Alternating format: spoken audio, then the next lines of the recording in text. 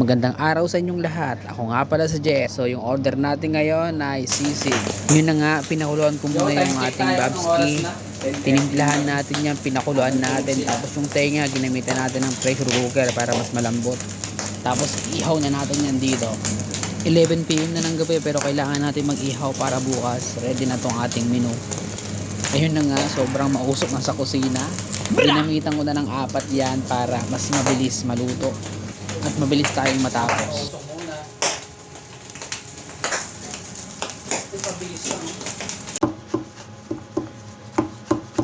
Hiniwa ko lang pala sa maliliit, yung saktong size lang.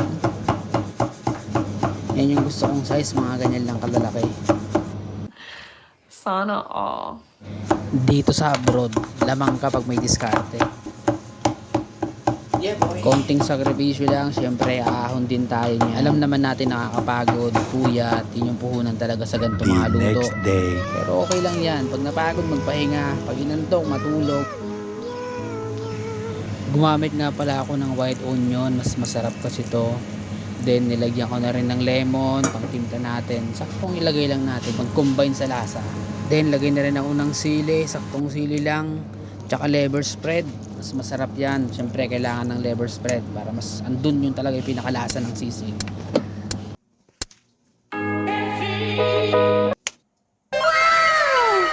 Teka lang, parang may kulang. Ayun, maraming salamat sa mga umorder. Po yung inyong sisig. Bra!